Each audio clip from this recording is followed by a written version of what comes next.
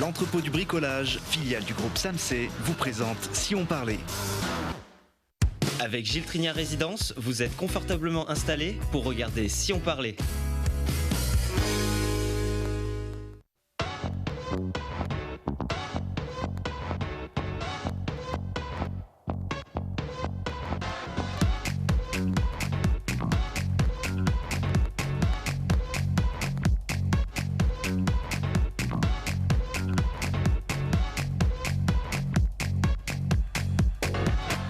Bonjour à tous, bienvenue sur le plateau de Si on parlait, une émission qui est sortie de son studio habituel pour s'installer dans un événement dont on va vous parler tout au long de cette émission. On a pris l'air de la montagne, le grand air même de la montagne, à l'occasion du Mountain Planet, ce salon qui réunit tous les 2 ans à Grenoble les acteurs de l'aménagement en montagne. On vient du monde entier pour présenter son savoir-faire et échanger. Un rendez-vous important pour nos stations, nos massifs. Et Télé Grenoble a donc profité de cet événement international pour déplacer son studio ici à Alpexpo, au cœur de ce salon où se prépare la montagne de demain. On va donc parler de cette thématique avec nos invités. Laurent Foissac, bonjour.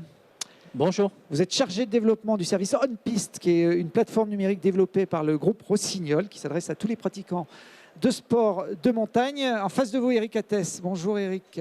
Bonsoir. Alors Eric est venu en repérage. Il est organisateur du salon de l'escalade qui va se dérouler pour la première fois à Grenoble, ici même à Alpexpo, à l'automne prochain. On en parlera au cours de cette émission.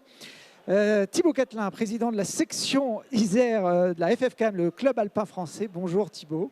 Bonjour Thibaut. Bienvenue. C'est l'escalade qui vous fait rire comme ça? Non du tout.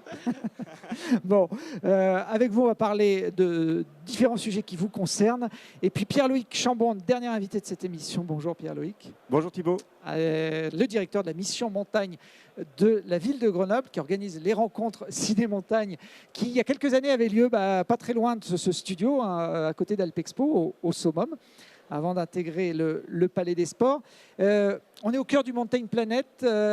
Pierre-Loïc, je parle d'aménagement de la montagne au sens large. Il y a de nombreux professionnels qui sont ici.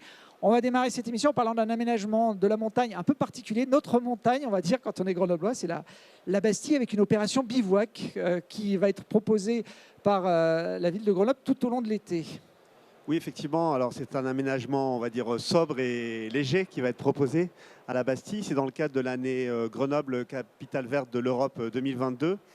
Effectivement, comme vous le savez, la ville de Grenoble, depuis 2003 maintenant, développe le programme Jeunes et familles en montagne, avec la volonté de pouvoir permettre à tous les Grenoblois, petits et grands, issus de tous les quartiers, de découvrir la montagne. En fait, on ne le sait pas toujours, mais il y a toute une partie des personnes qui habitent Grenoble qui ne connaissent pas la montagne, qui n'y vont pas.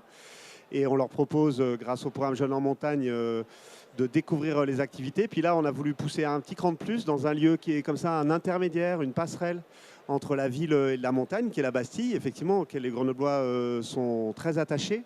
Et là-haut, grâce à un partenariat avec l'école d'architecture, mais aussi avec la FFCAM, dont le président est juste à côté de moi, et ben, du coup, on va proposer du 2 mai au 2 octobre une aire de bivouac. Alors, cette aire de bivouac, c'est quoi? Il y a 6 cabanes, 6 emplacements pour tentes. On pourra accueillir une trentaine de personnes. Et ça permet comme ça à des gens de découvrir une nuit en montagne dans un endroit un peu rassurant, pas trop loin de la ville non plus, pour un public qui est plutôt inquiet, on va dire un peu novice par rapport à la montagne. Puis on pourra aussi avoir des curieux qui viennent. Et c'était important pour nous. Là, on a déjà 45 groupes qui ont réservé, des centres de loisirs, des maisons des habitants, des associations de migrants. Voilà, tout un public qui partirait pas comme ça pour une nuit en montagne et ne s'aventurerait pas. Et là, grâce à cette aire de bivouac, à ces cabanes et au gardien de refuge qui sera présent, on peut les accueillir dans de bonnes conditions. Alors ces cabanes, elles ont été, vous le disiez, conçues par des étudiants grenoblois, des étudiants en école d'architecture, donc conçues spécialement pour l'occasion. Il y avait des critères particuliers à respecter ou vous leur avez laissé libre cours? Alors l'idée, c'était que ça s'intègre au paysage. Alors il y avait plus des critères pratiques. Il fallait qu'on puisse les monter dans des petits camions. Pour ceux qui connaissent la route de la Bastille, elle n'est pas très large et les épingles sont très étroites. Donc les étudiants ont construit des cabanes en kit Donc l'intérieur est en bois, l'extérieur est en tôle, comme dans les refuges, on trouve du bois et de la tôle. Et l'enjeu aussi pour nous, l'autre demande qu'on leur a faite, c'est que quand le bivouac est fini le 2 octobre, on démonte tout et c'est comme si on n'avait rien mis à cet endroit-là. Donc c'était très important qu'on soit quelque chose qui soit éphémère et qui, quand on repart, on laisse l'espace comme on l'a trouvé. Alors effectivement, c'est des étudiants de l'école d'architecture, donc on le voit là sur ces images dans leur atelier à Grenoble. Ils lui ont quand même donné un peu leur ont donné un peu de style, une petite patte à ces cabanes de bivouac. Ah oui, effectivement, elles sont très originales. En montagne, c'est un bout de tôle et puis basta. Alors là, c'est des étudiants, donc ils sont très créatifs. On a une cabane qui ressemble à une grotte en 3D avec du bois. On a une autre qui ressemble à une tente en métal avec des trous dans le métal, mais ils ont mis du plexiglas, que sinon il allait pleuvoir à l'intérieur. Voilà, on le voit sur les images qui sont là. Voilà, chacune a son concept, chacune a son idée. Et ce qui était super intéressant pour les étudiants, c'est qu'ils passent de l'idée à la fabrication et c'est eux qui l'ont mis sur place. Et d'ailleurs, ils vont tous y dormir juste avant l'ouverture, le 30 au soir, pour vivre ensemble le résultat de leur travail.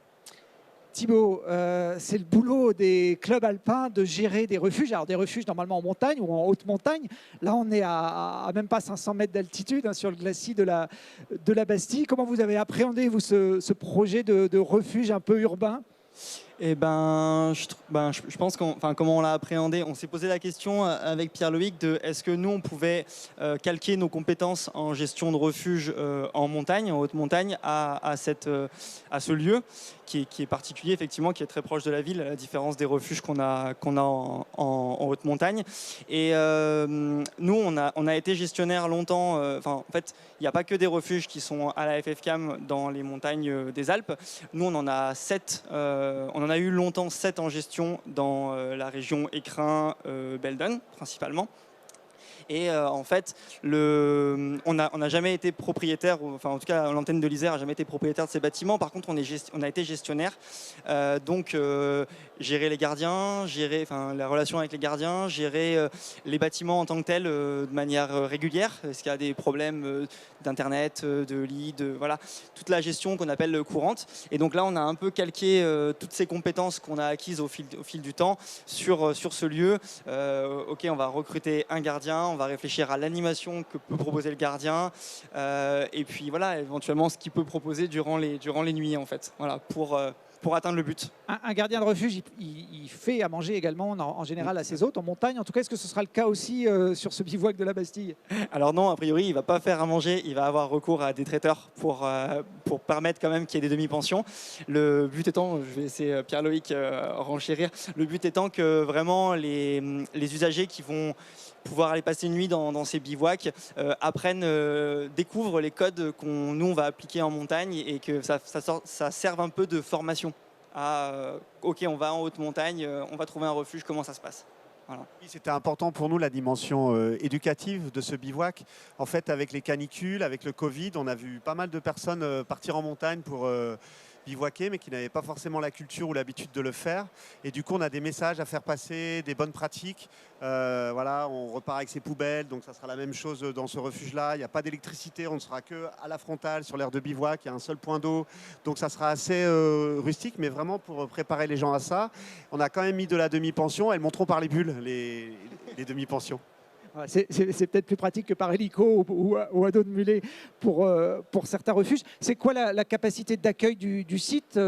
On parlait de réservation en haute montagne. Il faut réserver parce que les refuges, ce n'est pas non plus des endroits où on peut dormir à des dizaines et des dizaines de personnes. Ce sera quoi là sur le site ? Donc il y a 30 places. Ce qui est super, c'est qu'on réservera sur la même plateforme de réservation que le promontoire ou n'importe quel autre refuge.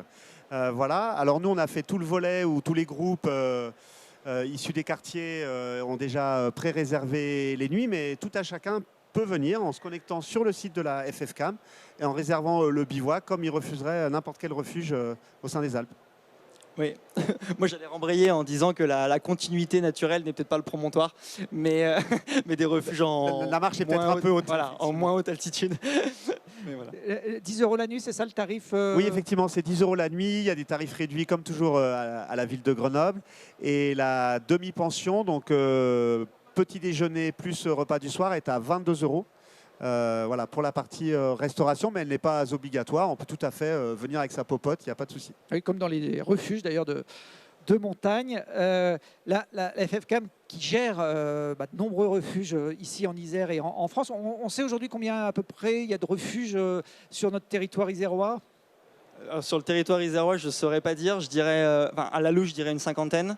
Je ne suis pas sûr de moi. Dans les écrins, il y en a plus de 30 déjà, juste dans les écrins. Et en tout cas, moi, je sais que la FFCAM en a à peu près 150 en France. Voilà, toutes régions confondues. On en voit quelques-uns là sur ces images des refuges isérois. C'est une activité à la mode d'aller passer la nuit en refuge. Avant, c'était réservé, on va dire, aux montagnards qui partaient pour des courses le lendemain. Est-ce que ça s'est démocratisé ces dernières années? Comme disait Pierre-Loïc, et je pense qu'il a entièrement raison, le phénomène Covid a beaucoup aidé à pousser les gens à aller plus dehors, plus en montagne, du coup, parce qu'à côté de la maison, il y a des montagnes et pas des plaines. Et donc, je pense qu'effectivement, oui, ça s'est plus développé. En tout cas, la création des refuges dans la fin des années 1800, il y a eu, c'était principalement pour des alpinistes, pour développer l'alpinisme, parce que c'était tout ça, les courses en montagne qui se développaient. Et en fait, aujourd'hui, on voit bien les refuges ont évolué en fonction de la fréquentation, et on voit bien que c'est devenu presque des fois des restaurants d'altitude, du fait qu'il y avait beaucoup de gens qui montaient pour passer un moment au refuge, passer une nuit. Et voilà, c'est vrai que ça, je pense que ça s'est modifié. Ouais. Encore qu'il y a des refuges comme le Promontoire qui restent des refuges d'alpinistes. Voilà. Justement, ce refuge de Promontoire, une petite colle, vous savez quel est le plus haut refuge de l'Isère? C'est vraiment une petite colle parce que je viens de donner la réponse. Mais... L'Isère, moi je sais pas. Si, c'est le refuge du Promontoire. Si, justement, qui est niché au pied de la face sud de la Meije. Le voilà, ce refuge. Alors on le voit pas bien là, mais voilà, il commence à apparaître dans la grisaille. C'est le plus haut de notre département. Il est à plus de 3000 mètres d'altitude. Effectivement, c'est pas le plus accessible, Thibaut. Hein. Non, c'est pas le plus accessible, loin de là. Et puis bon, c'est pas le plus haut des écrins non plus, puisqu'il y a le refuge de l'Aigle qui est dans les Hautes-Alpes. Oui, exactement, qui est dans les Hautes-Alpes. Là, on reste sur notre territoire isérois, on défend notre territoire. Ouais, le Promontoire, c'est presque une petite course de haute montagne pour y arriver. Oui, tout à fait.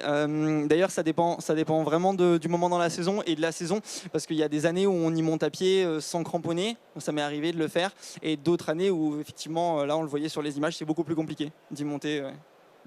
On parlait de recruter un gardien de refuge pour le bivouac de Grenoble, mais il en faut aussi pour les refuges de montagne et de haute montagne. Il y a des vocations ou c'est compliqué de trouver des gens chaque année? Non, alors moi je dirais que... est-ce qu'il y a des vocations? Oui, je pense qu'il y a des vocations. C'est toujours une vie très particulière. Oui, effectivement, comme tu dis, c'est une vie très particulière. Et je pense que souvent les gens qui sont des gardiens de refuge, ils passent d'un refuge à un autre quand ils changent d'activité, entre guillemets, ils ne changent pas de métier, quoi. Ils restent gardiens de refuge et ils changent de refuge. En tout cas, nous, c'est ce qui se passe dans les écrins. On voit beaucoup de migration des gardiens. Et effectivement, quand on doit en recruter depuis zéro, c'était le cas de la PRA là, cette année, on a recruté deux gardiens et oui, effectivement, c'est compliqué. Ouais. Ça demande de rencontrer les gens. C'est vraiment une vie qui est particulière, donc il faut s'assurer qu'ils aillent bien avec le lieu, que ça leur plaise et qui finissent pas en dépression, quoi. Gardien de refuge de la Bastille, ça va être une vie particulière aussi, dans un autre registre, mais c'est une première là. Et d'ailleurs, c'est intéressant parce que le gardien de refuge de la Bastille, c'est pas un gardien de refuge. Je pense que les gardiens de refuge étaient finalement pas très intéressés par ce lieu, beaucoup trop près de la ville pour des gens qui aiment être loin et haut dans la montagne. Et du coup, c'est un accompagnateur en montagne belge qui connaît très bien le coin parce qu'il accompagne des groupes belges en Vercors et en Chartreuse faire des randonnées. Il fait des animations bivouac. Et je pense que ce qui l'a intéressé dans le projet, c'est la partie éducative. C'est-à-dire, c'est un gardien qui est moins un hôtelier qu'un passeur de messages, un passeur de bonnes pratiques. Et puis, il va pouvoir parler de la faune qu'on trouve à la Bastille, du ciel étoilé, voilà, de plein de choses. Et je pense que cette dimension-là, animation, l'intéressait beaucoup. C'est jusqu'au 2 octobre l'opération bivouac à la Bastille. Vous avez dit qu'ensuite les cabanes seraient démontées, mais qu'est-ce qu'elles vont devenir ces cabanes en bois? On ne sait pas encore. Ce qui est pratique, c'est qu'elles sont démontables et remontables. Donc on va voir. Il faut peut-être qu'on discute aussi avec les parcs autour de Grenoble qui peuvent être intéressés par ce projet. Nous, l'enjeu, c'est d'en faire une expérimentation et un démonstrateur. Et puis que peut-être qu'il y ait d'autres territoires de montagne qui se disent que d'avoir des lieux aménagés comme ça peut être intéressant pour du public qui se lance dans le bivouac et que le bivouac en pleine nature sauvage peut un peu effrayer. Voilà, c'est un bivouac effectivement plus confortable, plus adapté, qu'on va pouvoir découvrir donc sur les hauteurs de Grenoble. Thibaut, vous avez une autre actualité liée à la montagne également et à une situation géopolitique qu'on connaît là depuis quelques semaines, la guerre en Ukraine. Ça vous a donné envie de vous lancer dans un défi? Oui, enfin donner envie, je ne sais pas, mais en tout cas, donc le défi auquel on va discuter, en fait, vient vraiment du questionnement, je ne sais pas si c'est une envie, mais en tout cas, c'est un questionnement de comment, de manière citoyenne, comme un citoyen lambda, un usager de la montagne, un pratiquant des sports de montagne, comment on pouvait aider à notre niveau, sans compétences humanitaires, sans compétences dans l'accueil des réfugiés, comment voilà, on pouvait faire quelque chose. Et du coup, je me suis posé ces questions-là. Et comment, du coup, forcément, cette question m'a amené à me demander comment lier mes activités de montagnard, donc la montagne, dans laquelle on véhicule des valeurs comme la solidarité, l'entraide, l'humanité, la paix un petit peu aussi. Comment ce lieu-là pourrait être corrélé à une cause humanitaire et servir. Voilà. Et du coup, j'ai pensé au Téléthon, qui existe depuis 1986 en France et qui permet, grâce à une course à pied, quand même rien à voir avec des maladies comme les myopathies, à soulever beaucoup de fonds et à aider très concrètement la recherche pour des maladies comme la myopathie. Et donc moi j'ai pensé à ça et je me suis imaginé un téléthon version montagne où le but c'est très concret, c'est tout le monde peut participer, on met autant qu'on veut et ça va aider des associations humanitaires qui œuvrent là-bas en Ukraine, qui font de l'humain. Et moi je pense qu'il y a un vrai lien, au passage on fait de l'information, de l'expression, on exprime quelque chose, on fait de l'humain. Il y a un vrai lien je pense entre la montagne et la solidarité. Alors vous allez faire ça dans le massif des Écrins dont on parlait tout à l'heure. L'objectif c'est de gravir le plus grand nombre de 3000 pendant un mois à peu près. Ouais, en fait, l'idée, c'était vraiment de calquer sur le Téléthon. C'est 28 heures et c'est une course diffusée en direct jusqu'à ce que les coureurs en puissent plus. C'était un peu cette idée-là, c'était de faire le plus possible de sommets dans les écrins, de plus de 3000 mètres d'altitude. Pour me donner des contraintes, ça aurait pu être 2000, ça aurait pu être 4000. 4000, il y en a 2, donc c'est un peu compliqué. Ça aurait été vite fait. Ouais, ça aurait été vite fait. Voilà, donc oui, et à chaque sommet, moi je propose qu'on crédite, c'est un peu comme si à chaque fois que vous faites un tour de terrain, on crédite 1 euro dans une cagnotte, et ben là c'est un peu le même principe sur chaque sommet, et à ça on peut rajouter une symbolique, parce que moi je voudrais monter le drapeau de l'Ukraine au sommet de chaque sommet, pour montrer c'est un geste vraiment de paix pour ce pays-là. Il y en a 56, c'est ça, des sommets de plus de 3000 mètres dans le massif des Écrins? Oh non, il y en a bien plus que ça. Ouais, ouais. Vous avez fixé un objectif à 56. Ouais, non, en fait, c'est même. En fait, moi, quand j'ai tapé sur Wikipédia sommet de plus de 3000 mètres, je suis tombé sur 56 sommets. Et en fait, je me suis, en regardant sur la map en 3D, en cherchant plus précisément un itinéraire à peu près logique, alors je dis bien. Ça dépendra du terrain, de la météo, des compagnons de cordée, ça dépendra de plein de choses. Mais en cherchant un petit peu, je me suis rendu compte qu'il y en a effectivement bien plus que 56. Et c'est difficile de les compter en fait. Bon, 56, c'est déjà pas mal à enchaîner en un mois. Ça demande une petite préparation physique. J'imagine que vous avez travaillé le foncier pendant l'hiver. Ouais, pendant tout l'hiver, moi j'ai fait de la cascade de glace principalement et du ski de randonnée. Donc oui, je pense que je suis un peu en forme. Après, je m'adapterai à la météo et ça, j'ai beau être aussi en forme que je peux. S'il fait mauvais, il fait mauvais quoi. Il y a encore beaucoup de neige en cette période du mois de mai-juin en haute montagne. Est-ce que c'est un avantage pour un défi comme celui-là ? Ça, c'est une bonne question que je ne me suis pas trop posée. Il n'y a pas beaucoup de neige en ce moment dans les écrins. La neige, par exemple, n'est pas en condition hivernale. Si, elle a été hier, mais c'est vite passé. Donc non, il n'y a pas beaucoup de neige. Après, je ne me suis pas posé la question trop du terrain et de comment ça allait impacter. Je me suis dit que je ferais le maximum et que je m'adapterais. Je pense que j'aurai les skis pas loin et s'il faut, je m'en servirai. Ouais. Bon, les écrins, c'est un des massifs les plus sauvages des Alpes. Vous serez accompagné dans cette aventure ou vous partez en solo dans ces montagnes ? Non, du coup, je serai accompagné puisque l'idée, c'est vraiment de la même manière qu'on peut rapprocher ça à un téléthon. Tous les ans, sur le téléthon, il y a des personnalités qui participent pour... il y a le côté communication, le côté puis il y a aussi je pense que c'est principalement le côté communication d'ailleurs, puis que chacun puisse s'exprimer sur le problème aussi. Et moi j'ai proposé à beaucoup de personnalités du monde de la montagne, tous toutes disciplines confondues, toutes personnalités confondues, des présidents d'associations, de fédérations, des sportifs de haut niveau, des écrivains. Enfin, j'ai proposé à un peu tout le monde de partager des sommets avec moi et je vais essayer de m'adapter. Je pense que ce sera le plus dur. Ce ne sera pas vraiment mon niveau sportif, enfin, mes réserves d'énergie, ni la météo, ni le terrain. Voilà, ce sera surtout ça, d'arriver à permettre à ce que chacun puisse venir à un instant T faire un sommet avec moi. Et voilà. Bon, avec des nuits en refuge à chaque fois, vous avez les clés de tous les refuges de toute façon.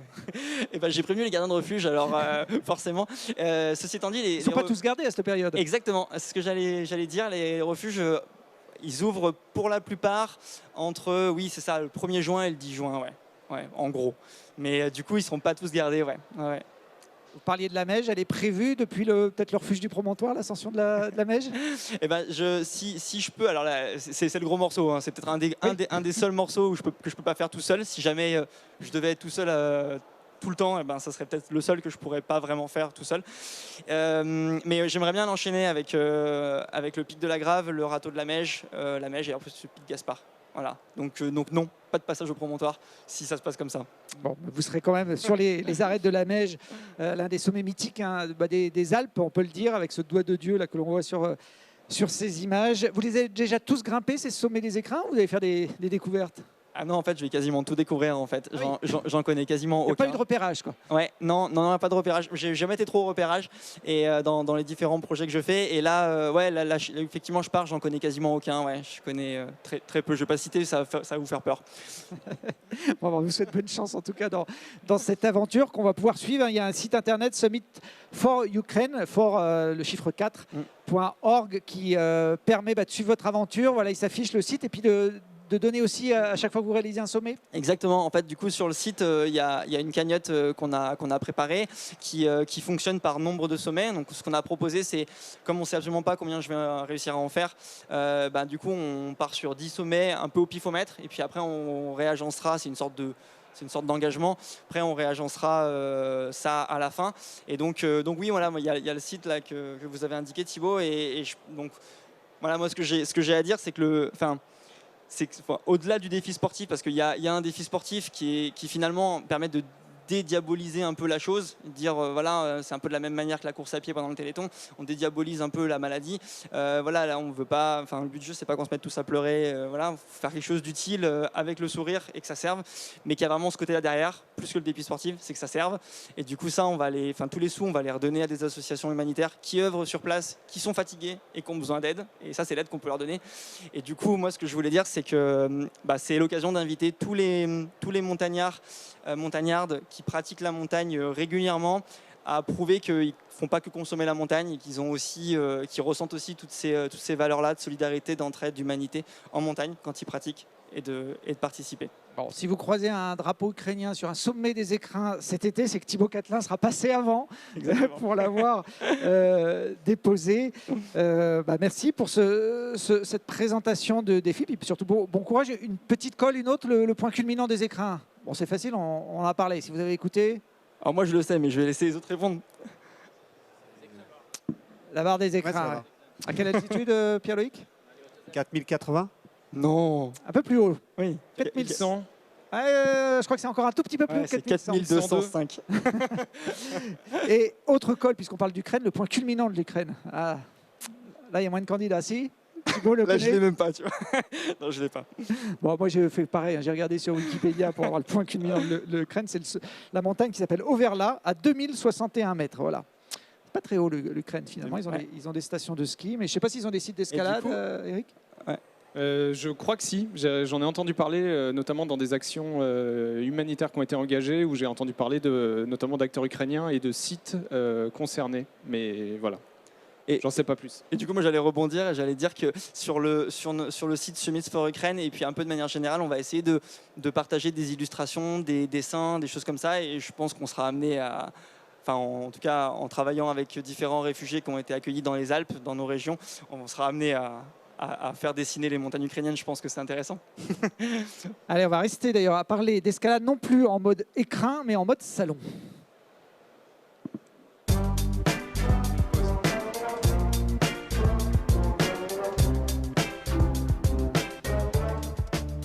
Alors découverte, c'est pas la découverte de l'escalade, tout le monde connaît quand même cette activité, mais du salon de l'escalade qui sera l'un des prochains temps forts d'Alpexpo, ici même, dans quelques mois. Un salon qui arrive à Grenoble, ce sera la première édition ici en Isère, avec Eric Attès qui est le créateur de ce salon. Comment d'ailleurs vous est venue l'idée de vous lancer dans un salon de l'escalade ?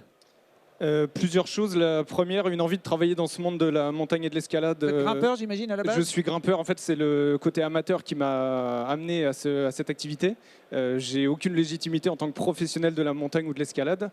Et du coup, j'ai cherché une activité, un projet qui me permettait de me rapprocher de ce milieu que j'avais envie de connaître depuis longtemps. Et après quelques recherches, je me suis rendu compte, à ma grande surprise, qu'il y avait, voilà, ça n'existait pas. Et je me suis dit, c'est quand même bizarre. Et allons-y, j'ai commencé à passer quelques coups de fil, essayer de réunir essayer d'échanger en tout cas avec des acteurs, des personnalités du milieu pour leur demander ce qu'ils en pensaient, etc. Faire une sorte de petite analyse de marché. Et puis, de fil en aiguille, voilà, le projet s'est monté. J'ai créé la société qui donc porte l'événement.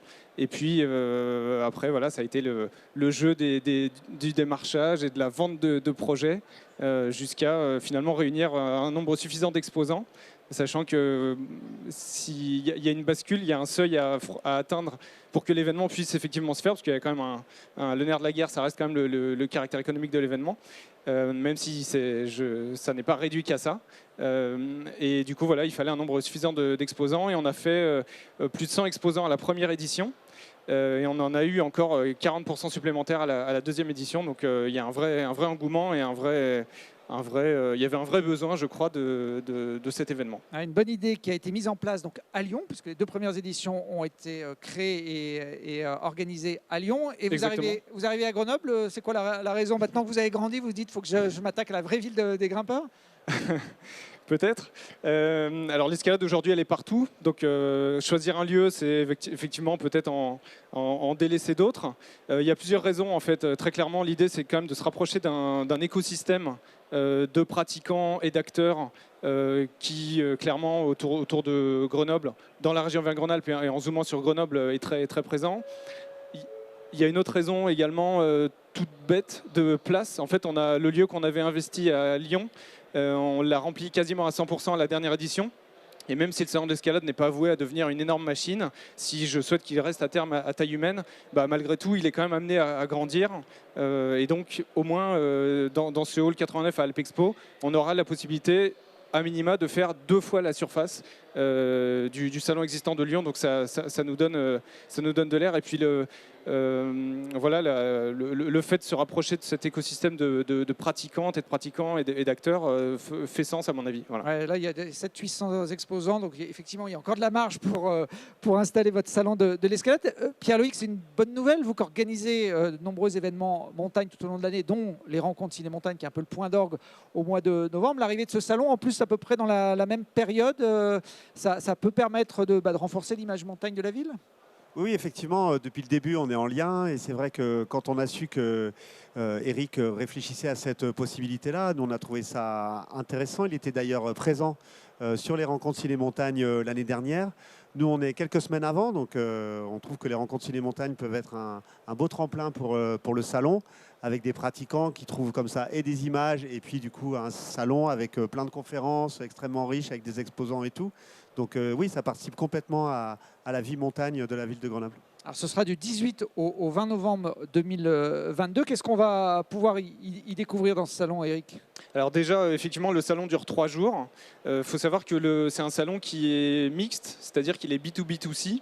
Le premier jour, le vendredi, est réservé, dédié aux rencontres entre professionnels.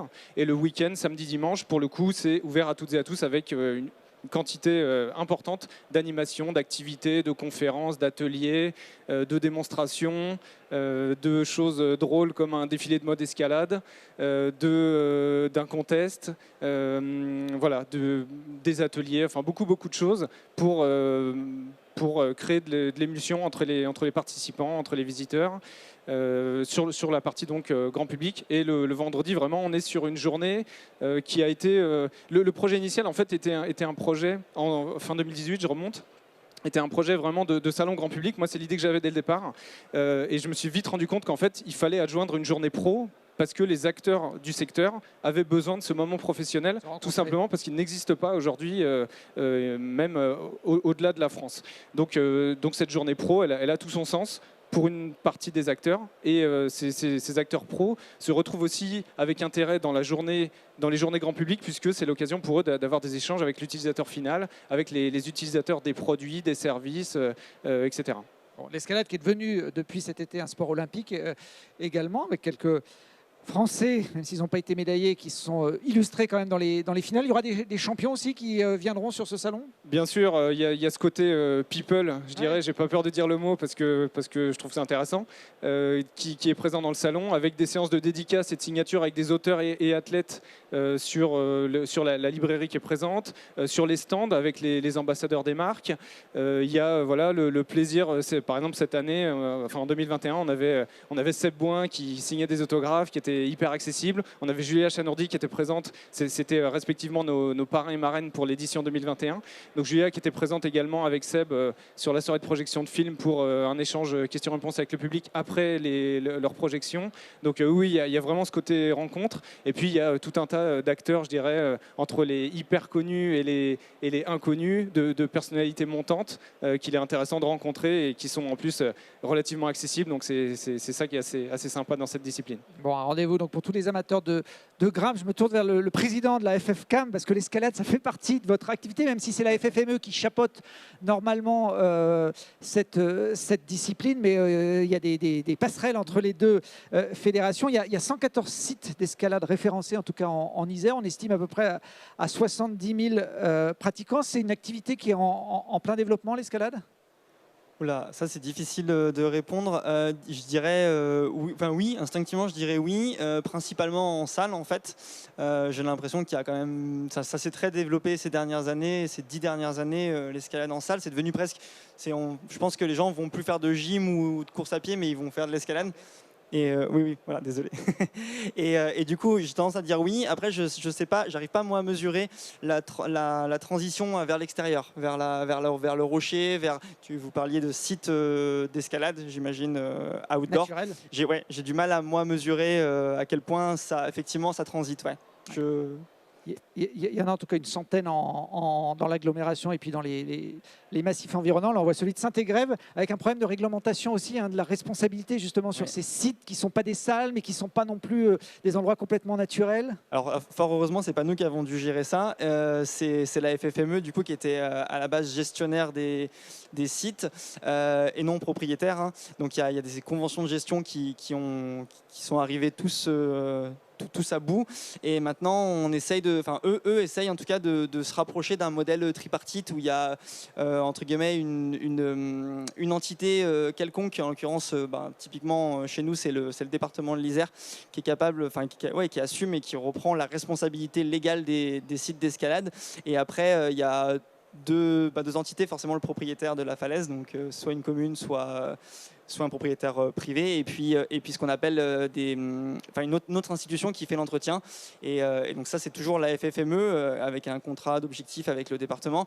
Et là-dessus, nous, on vient un petit peu en soutien, en support, dans l'idée de... on se délègue, on se répartit un peu les sites dans le département. Et il y a plein d'endroits où nous, on a des clubs FFCAM qui sont très actifs, qui vont être capables de prendre ce côté entretien, et d'autres endroits où c'est pas le cas. Et typiquement, autour du bassin grenoblois, il y a énormément de sites, et là, on est obligé de passer par des professionnels, et la FFME le fait très bien.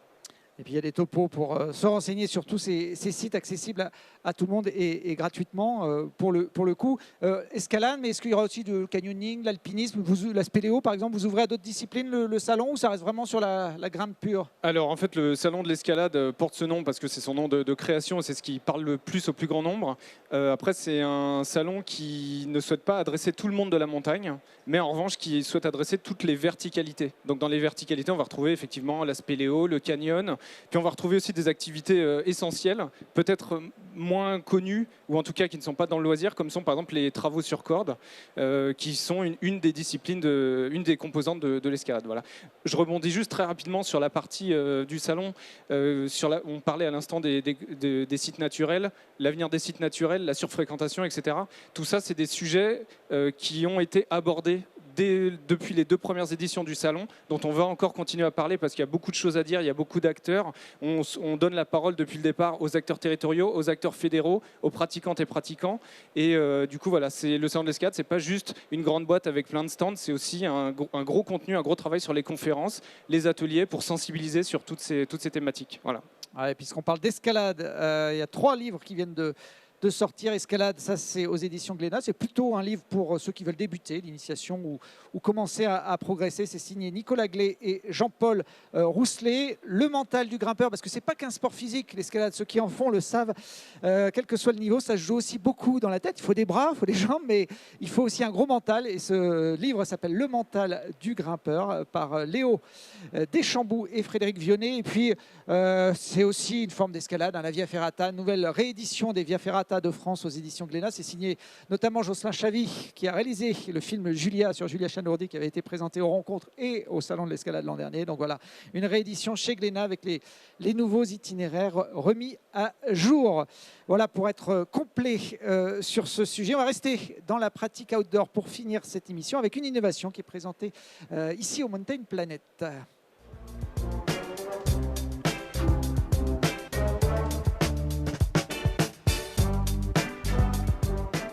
Innovation numérique avec Laurent Foissac qui est chargé de développement du service On-Piste chez Rossignol. C'est un nouveau service créé depuis quelques années par le fabricant de skis isérois. Le groupe Rossignol n'est pas présent ici au Mountain Planet pour vendre des skis ou des chaussures, mais pour inciter les gens à pratiquer les activités de montagne. Effectivement, oui. Donc c'est la marque On-Piste, On comme On-Off. On-Piste qui regroupe ce qui existait auparavant avec station de trail, la marche nordique, le vélo au sens large avec le VTT, le gravel et la route et les espaces ski de rando. Donc le principe d'On-Piste, c'est effectivement une application, comme tu l'as dit, une application qui permet de se guider. J'ai envie de dire, pas une application de plus, hein, parce qu'il y en a, il y en a beaucoup, effectivement. Ce sur lequel on veut se différencier, et ça c'est clair et net, c'est qu'on ne veut pousser, on va dire, sur cette application et sur ce site internet aussi, hein, qui porte le même nom, donc onpiste.com, uniquement des parcours officiels. Quand j'entends des parcours officiels, ce sont des parcours que l'on a construits avec des experts locaux, que l'on a construit avec les collectivités elles-mêmes pour gérer les questions de foncier. Il y a bien sûr un but de promotion hein, là-dedans, de promotion des territoires au travers de ces activités, mais il y a aussi une question de préservation de ces lieux. Et on sait que soit on est actif, soit on fait quelque chose et on essaye d'un petit peu de cadrer les flux des pratiquants, soit on ne fait rien et voilà, ce n'est pas le choix que l'on a fait. Bon, c'est les bons spots, on va dire, estampillés par les testeurs de Rossignol. C'est notre slogan, bouger sur les bons spots. Ça s'adresse à quel type de pratiquants On essaye vraiment de balayer justement l'ensemble des pratiquants avec des cotations de difficulté. Ça fait partie aussi de ce qu'on appelle le côté officiel des parcours qui sont cotés en difficulté comme on peut retrouver sur le ski avec du vert, du bleu, du rouge, du noir. On essaye en général d'avoir sur toutes les destinations de quoi intéresser un petit peu tout le monde. On se donne un rôle d'initiateur aussi hein, pour des personnes qui ne sont pas obligatoirement des pratiquants experts, qui ont envie de goûter à cela et qui ont besoin pour cela d'être cadrés justement, de savoir où ils vont, d'avoir un balisage, d'avoir une application qui permet aussi de ne pas se perdre et de trouver tout ce qui est service autour, hein, puisqu'il y a aussi cette volonté-là de mettre en avant tout ce qui se passe autour de l'hébergement, autour du parcours. Alors vous évoquiez le trail ou les disciplines d'été, ça se décline aussi sur les sports d'hiver, hein, qui est le cœur du métier de Rossignol à la base. Effectivement, paradoxalement, ce n'est pas là-dessus que l'on a le plus de parcours.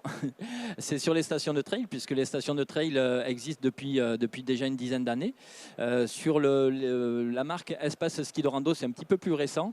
Le principe est un petit peu aussi le même, d'être sur quelque chose d'assez cadré, d'assez sécurisé, avec des remontées bord de piste et des redescentes sur le domaine skiable. Donc voilà, vous devez vous douter à qui on s'adresse. On s'adresse à des personnes qui soit veulent s'initier, soit pratiquent seules, soit veulent vraiment uniquement s'entraîner. Et avant d'aller sur nos beaux sommets des écrins, mais avec un petit DVA parc de conseillers pour pouvoir s'initier aussi aux questions de DVA. Puis avec des petits défis, c'est assez ludique cette application pour intéresser les pratiquants. C'est gratuit cette appli ? Complètement, ouais. L'application est 100% gratuite. Donc c'est les collectivités qui font cet effort en général d'investir, on va dire, pour proposer aux utilisateurs des lieux de pratique et une application qui soit effectivement 100% gratuite. On a Isère Outdoor qui est développé par le département, qui est un peu dans le même esprit, j'ai l'impression. Oui, tout à fait. La différence, si on peut en faire une, c'est qu'on est sur une piste, sur une territorialité qui est plus large, puisqu'on a des parcours un petit peu partout sur la France et on en a même à l'international.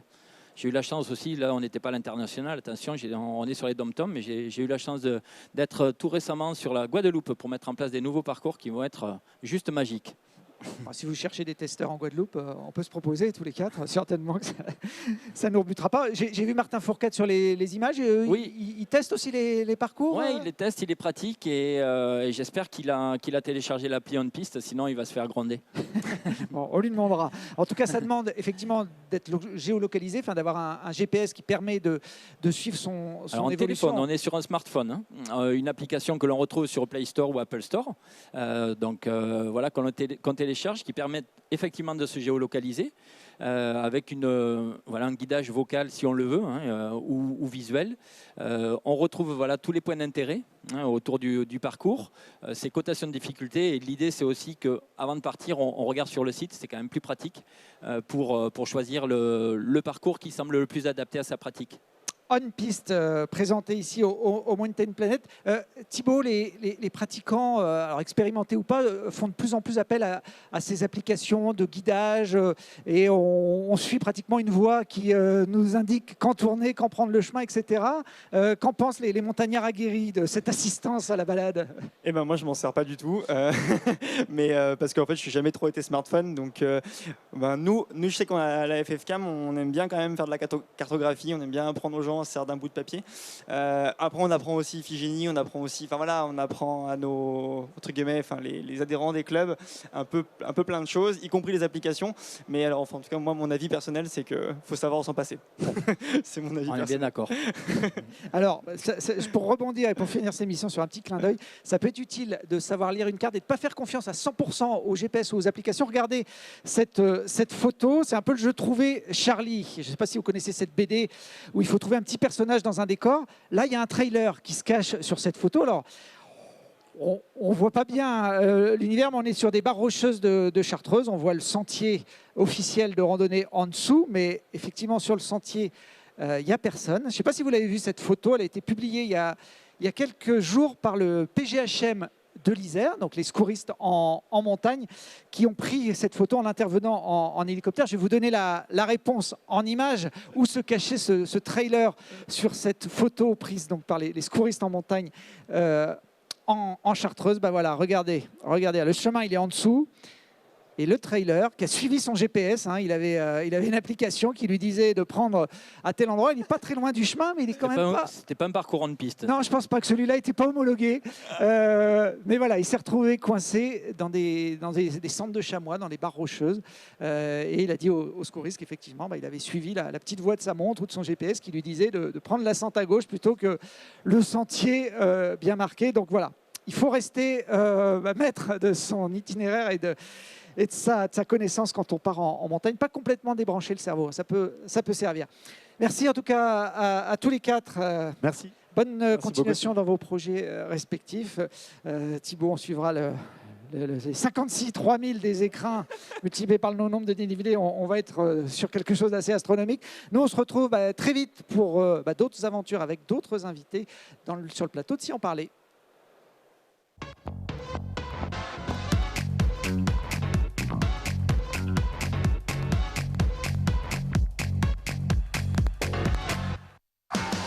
L'entrepôt du bricolage, filiale du groupe SAMC, vous a présenté Si on parlait. Vous avez profité de Si on parlait avec Gilles Trignard Résidence.